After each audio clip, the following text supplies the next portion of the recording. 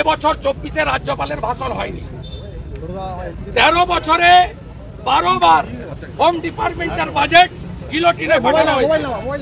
প্রতি বৃহস্পতিবার ছিল হোমের question answer, calling attention mention. গত সেশন থেকে এটা সোমবার করা হয়েছে এবং কোন সোমবার কোন বিধায়কের কি শাসক কি বিরোধী হোম ডিপার্টমেন্ট পুলিশ ডিপার্টমেন্টের কোশ্চেন নেওয়া হয় না। তাই আমাদের মহিলা বিধায়িকা যারা ছিলেন আজকে, মাননীয় অগ্নিমিত্রা পাল, মাননীয় তাপসী মন্ডল, মাননীয় চন্দনা বাউরি, মালতীয় শ্রীমতী মালতী রাভা রায়, মাননীয় মাননীয় সুমিতা সিনহা মহোদয়, এরা আজকে বলেছিলেন যে মুখ্যমন্ত্রীর স্টেটমেন্ট চাই। মুখ্যমন্ত্রী হাউসে তো নেই, আমরা বলেছিলাম নেই তো অন্য কোন মন্ত্রী স্টেটমেন্ট দিই, সেটাও ইগনোর করা হয়েছে।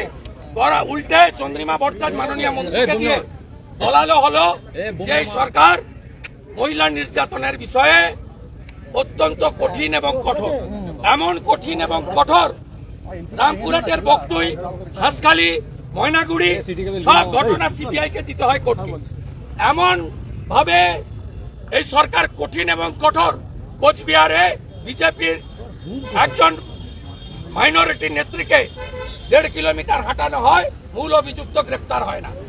চাপড়াতে হামিদুর রহমান শাসকের বিধায়ক বলেন মুসলিম রাষ্ট্রে এই ধরনের সালিসি পঞ্চায়েতের সুযোগ আছে। আড়িয়াদহে তৃণমূলের সম্পদ জয়ন্ত সিং একজন মহিলাকে এইভাবে আক্রমণ করেন। হাওড়ার ডোমজুড়ে মিথ্যা চুরির অপরাধ দিয়ে একজন বয়স্কা মহিলাকে তাকে তার মাথা কামিয়ে দেওয়া হয়। এই পশ্চিমবাংলার অবস্থা ভিতরে বলার সুযোগ নেই।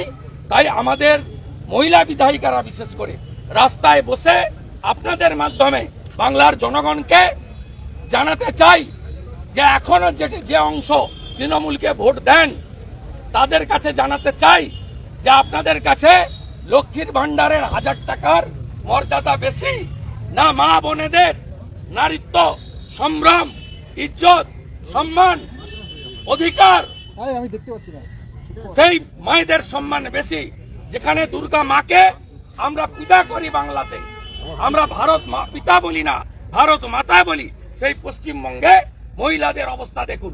মুখ্যমন্ত্রী হাতরাসে টিম পাঠান, মণিপুরের কথা বলেন, আর তার দলের লোকেরা, তার বিধানসভা, তার শাসক দল, তার সরকার, তার হাউস, তারা মহিলাদের উপর অত্যাচার নিয়ে সামান্য বিবৃতি দিতে পারে না। উল্টে বিধানসভার লবিতে আমি যখন বেরোচ্ছিলাম, পূর্বস্থলীর এমএলএ তপন চ্যাটার্জি আমাকে ফিজিক্যালি অ্যাসল্ট করতে চায়। আপনারা জানেন বিজেপি এমএলএরা সেন্ট্রাল ফোর্স পায়, সেন্ট্রাল ফোর্সকে বাইরে রাখার অর্ডার আছে।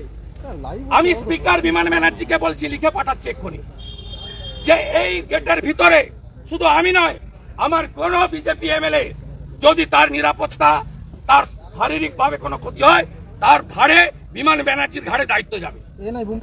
তপন চ্যাটার্জির সাহস হয় কি করে?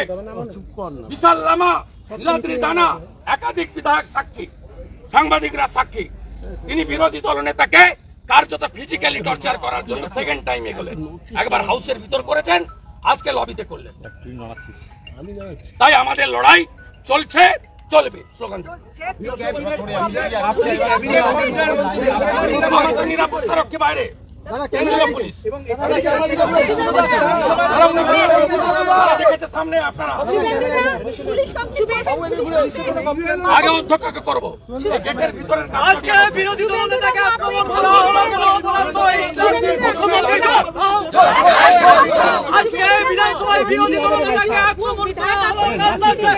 Basically, he is trying to his name is Tapan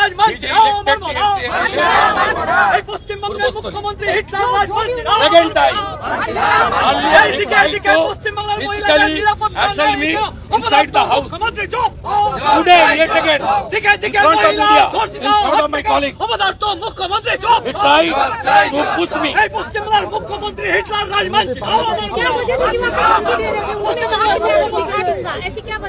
अब हमारी बहन दीदी आज सड़क में है। बंगाल का महिला का इज्जत बचाने के लिए, सम्मान बचाने के लिए हमारी बीजेपी का महिला विधायक ने सड़क में बैठा हुआ है और हम लोग उनको सपोर्ट दे रहा है।